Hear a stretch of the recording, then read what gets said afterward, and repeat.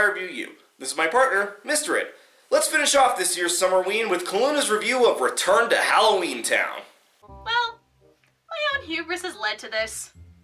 Had I known I would have had to review this, well, I probably still would have reviewed this, but it would have been nice to know. Going back to a point I made in the first Halloweentown video, seeing what just one of these movies has reduced you to, do you really think it's a good idea to have the critic review more of them? A Cromwell of great power will embrace the gift. Oh no, it's a Chosen One story. Here we go. You don't know. It could be done well. Could be. Marnie Piper is a Cromwell of the prophecy, the one we have waited for. Hey, it could have also been Neville Longbottom. That would have made an interesting crossover. Oh, that was it? Okay.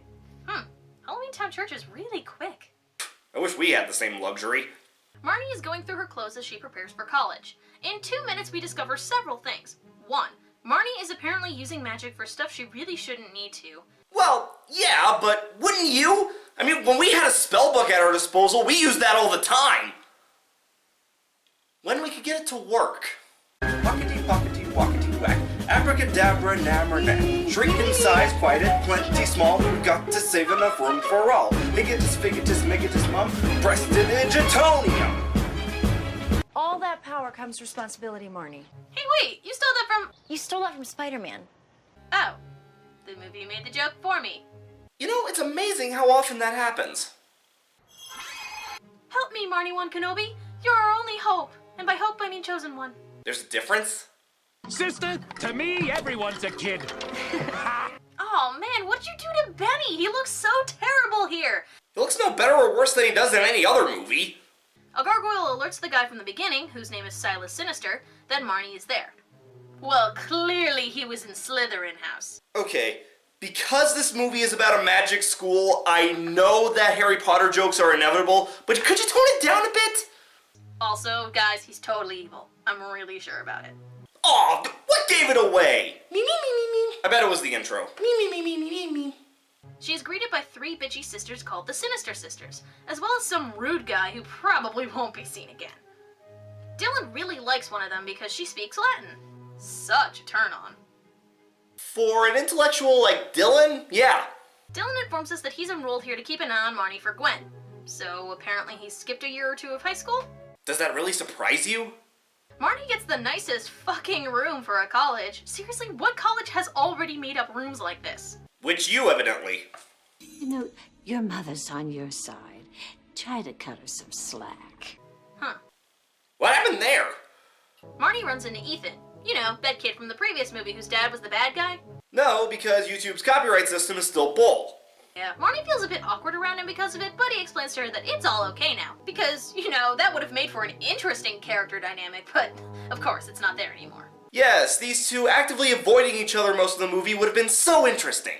Occasionally the movie cuts back to Gwen, who has decided to get a job as a real estate agent to help her deal with all her kids being out of the house. Have to wonder how she afforded stuff before. Hello again, Black Void. And yes, guys, I know she was April in Teenage Mutant Ninja Turtles. You don't have to keep telling me. It's the YouTube comments. They always have to reiterate facts you already know until you acknowledge that you know them. But man, these scenes drag. Speaking of the comments, yes. We already know that a few things fucked up with Kaluna's editing software and that she already apologized for it. Marnie and Ethan have a cute romantic moment in the hall, but she gets called to the principal, Chancellor's office. She informs Marnie that all spells cast at Witch University become permanent at midnight on Halloween, which totally won't be important later. Forget about that! Why is that rule a thing? Goodwin takes Marnie to the castle dungeons, where her and a group of specially selected students, i.e. plot-relevant characters... If that was the case, wouldn't the class just be her, Ethan, and the Sinister Sisters? You will spend this semester unearthing the treasures of a millennium of Halloweentown history buried beneath this castle. Ah, yes, the Holes version of learning really did well for that last Disney Channel star. Actually, yes, it did. 3/4 of your grade will be based on your personal discoveries here. Just do it! Well, that was just pointless. Gee, I wonder if that glowing thing will be important. Marnie apparently summons a magic box, but then it immediately cuts to the next scene. I guess it's not important. Not yet, anyway. And it seems Sinister always has his voice set to booming megaphone. The one we have waited for. Soon. Girls. It's an evil thing. Have you ever heard Maleficent speak? Go get a cup of coffee with me? I was just accused of using magic when I didn't. I'm not about to be accused of using magic when I did. I have no idea what you just said, but you looked really cute saying it. Well, it seems we've graduated from, hi, I'm the little worst, want to go out, to, I wasn't listening to anything you said, but boy, you're hot. I'm not sure which is worse. Me, me, me, me, me, me, me, me, me, me. There was no padding out bullshit, they just went straight to having her try and open it. And since the Chancellor gave her permission, it doesn't come across as breaking a rule. Oh wow, that's one positive thing I've said about the movie thus far. Good for you, movie. Now, keep going. No, movie doesn't wanna. Professor Periwinkle tells her that the S stands for Splendora. Kaluna, the audience can still see you. You're not about to tell me Splendora is you, are you? Because I'm having a very strange Star Wars moment. Wait a minute. Spider-Man? Star Wars? This movie predicted everything! The signs were there! We should have known! This movie nothing. Disney has planted hints about their future franchise conquest for years. Marnie finds Dylan and they go to the library to try and research their family history. History of the Cromwells, little Cromwell women, Cromwell's Inferno. To kill a Cromwell, Warren Cromwell, Slaughterhouse Cromwell. I think the Cromwells are famous. We find out that Dylan does use magic, but only to be a nerd! I use magic to speed read, okay? Not here, but in high school. No wonder you skipped a grade. Huh. Guess that does explain why he's here. Points to you, movie. Honestly, I would have believed it even without this little revelation. How's the studying going? I wasn't studying, I was doodling. Popular class, doodling. Yes, it's very difficult. Dexterity and all that. Maybe it's just me, but I'm definitely getting some Gilmore Girls vibes here when it comes to a lot of the dialogue. Maybe Sarah Paxton was given that as a direction? Is that supposed to be a compliment or a criticism? She meets up with Ethan, who surprises her with a broom, and they decide to take a flight off campus. So yeah, at this point you might be wondering, why the heck is Ethan the love interest in this movie? Not really. Him and Marnie hardly shared any dialogue in the previous one, none of it even hinting at romance. So? It's made clear that Dylan isn't completely under a spell, but still is being somewhat controlled, and Marnie chases after him when he leaves with the sisters. How could they disappear that fast? Magic? Hello? Yeah, that was kind of a stupid question for a warlock. Ethan overhears this and goes to the gargoyles out front to tempt information out of them with cheeseburgers. As you do. Well, gargoyles are predators, burgers are meat, so yeah.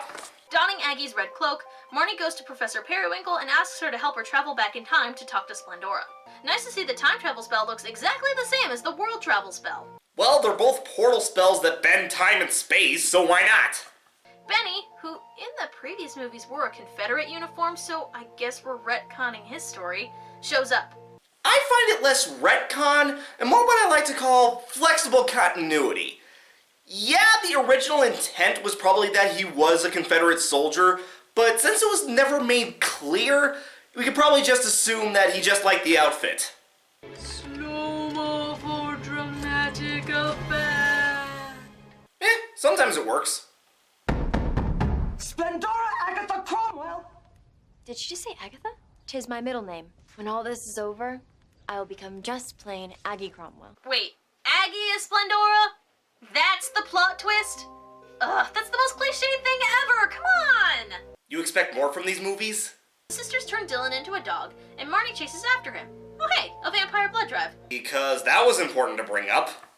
All of this, the nice dorm room, the scholarship, how could I have been so stupid? You are not stupid, Marnie. You are 18. That's probably the most profound yet sensible thing to ever come out of a Disney Channel movie. Nah! Shutting up. The bad guys lay out their plan, but I keep getting distracted by this dude's amazing James Earl Jones voice. He really should do audiobooks if he hasn't already. You make things sound so sinister, Marnie. Yeah, it's like if George Takei's balls dropped even further. Marnie seems to go along with their plan, but she sets her own plan in motion at the same time. Beam me up, Genie. Well, with the track record, Disney very well could be buying that next. The mouse will one day rule all entertainment! Ethan tells Marnie that the reason he couldn't help her earlier is that he's mortal now. After his dad's powers were taken away, he renounced his. Huh. Wow, that's actually rather mature for this character. Yeah, I think we've established that this movie's quality jumps around like it's in a bouncy house. Ethan tells the Sinister Sisters that they need to apologize to Dylan, and we find out that their magic has been taken away. We're mortal, dumbbell. We might as well be ugly. She needs to sort out her priorities. Okay, since you went most of the review without doing any more Harry Potter jokes, I'll give you that one. This review, for the most part, has the same successes and shortcomings that the other ones had, so it's worth checking out. The only real problem is the editing hiccups, but they're forgivable. Hell, I've seen far worse. I'm the reviewer. You review it, I review you.